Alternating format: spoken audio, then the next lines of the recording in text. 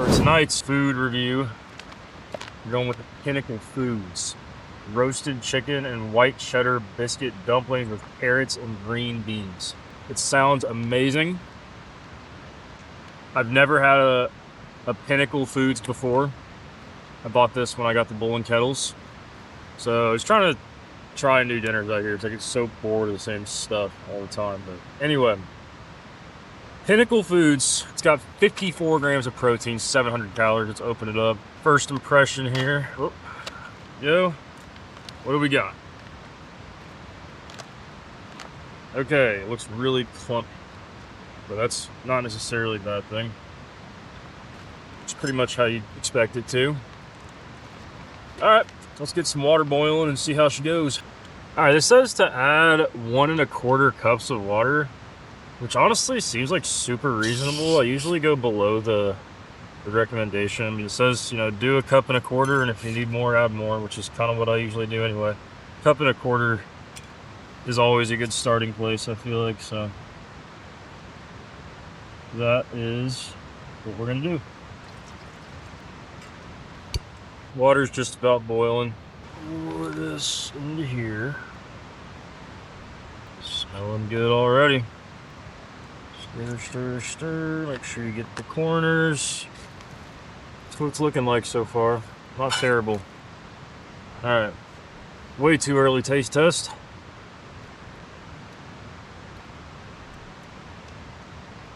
A little bland, but we'll see how it turns out. This says to wait 8 minutes, check it, stir again, and wait another 5, so that's what we'll do. Let's give her a try. Roasted chicken and white cheddar biscuit dumplings with carrots and green beans.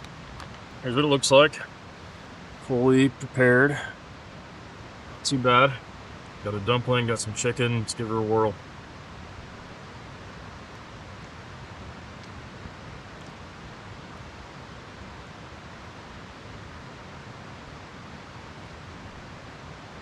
It's good. Reminds me of the Mountain House chicken and dumplings. The dumplings did rehydrate well, which is always a huge concern with anything like that.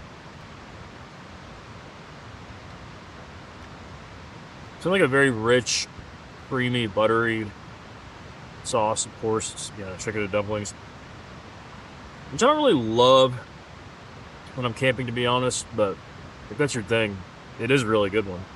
I'm gonna give this an 8, but it does like need some sriracha, so that's an automatic half-point deduction, because I'm not getting through this bag without putting some sriracha on it, which I'm gonna do right now. Overall though, it's good. I like it. Just finished it up, and yeah, I'll stand by my rating. It was good. Heck of a lot better with some sriracha. I always just bring a little bottle just in case. You never know with these. I've really been kind of doing a deep dive into different freeze-dried meals companies and stuff. I've been looking a lot on Garage Grown Gear and trying out some different stuff. And there's some really good companies out there. Pinnacle Foods, I would definitely try some more of their stuff. Really impressed with Bull and Kettles so far, but I'm doing a deep dive into those. I know freeze-dried meals are kind of controversial because they're so expensive, which they are for sure. But honestly, if you're not through hiking, why not?